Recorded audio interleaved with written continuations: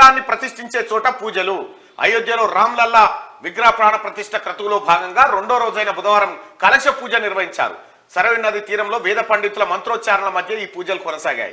ఆ తర్వాత కలశాల్లో సరయూ నది నీటిని రామ మందిరానికి తీసుకెళ్లారు. రామ మందిరం గర్భగుడిలోకి గురువారం రామ్లల్లా విగ్రహాన్ని తీసుకువస్తారు. ఈ క్రమంలో గర్భగుడిలో రాముడి విగ్రహాన్ని ప్రతిష్ఠించే చోట ప్రత్యేక పూజలు నిర్వహించి హారతి ఇచ్చారంటూ ఒక వార్తను చూస్తా ఉన్నాం. ఇక్కడ సేమ్ రాముడి విగ్రహాన్ని ఇక్కడే ప్రతిష్ఠించబోతా ఉన్నారట. అయితే దానికి సంబంధించినటువంటి పూజా క్రతువులన్నీ పూర్తి చేస్తా ఉన్నారు. ఇక్కడ రామ్లల్లా ఏదైతే ఉందో ఈ ప్రధాన ప్లేస్ ఇదే, రామ జన్మభూమి ఇదే అని.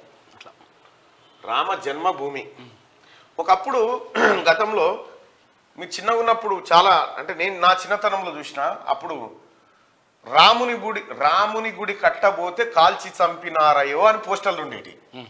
అవును, పోస్టర్లు రాముని గుడి కట్టబోతే కాల్చి చంపినారయో అని పోస్టర్లు. అద్వానీ ఏది మన బాబ్రీ మసీదు అదే కదా, ఆ మసీదు కూల్చివేత సమయంలో జరిగినటువంటి ఆందోళనలో ఆ తర్వాత జరిగినటువంటి దాంట్లో రాముని గుడి కట్టడానికి పోతే కాల్చి చంపినారయో అని. గోద్రా సంఘటనకు సంబంధించి. గోద్రా కాదు, గోద్రా గుజరాత్ది.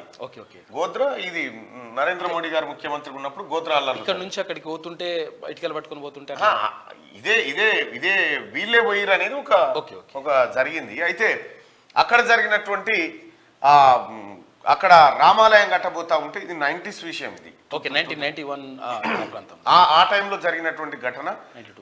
మా విలేజ్ లో పోస్టల్ అంటేసిండే అప్పుడు. విచిత్రంగా చూసేది చిన్నతనంలో, తెలియదు కదా అప్పుడు. బ్లాక్ అండ్ వైట్ లో ఉంటుండే. రాముని గుడి కట్టబోతే కాల్చి చంపినారయ్యో అని చెప్పి ఉంటుండే. ఎవరు మన అద్వానీ గారు, లాల్ కృష్ణ అద్వానీ గారు దీనికి అంతటికి నేతృత్వం వహిస్తూ ఉంటుండే. ఇట్లా చాలా మంది ఈ కార్యక్రమాలు చేస్తా ఉన్నారు. అప్పటికి ప్రధానమంత్రిగా పివి నరసింహారావు ఉన్నాడు. 1991లో పివి నరసింహారావు ప్రధానమంత్రిగా ఉన్నాడు. ఆయన ఉన్నప్పుడు జరిగినటువంటి ఘటన ఇది. ఆ తర్వాత పరంపర.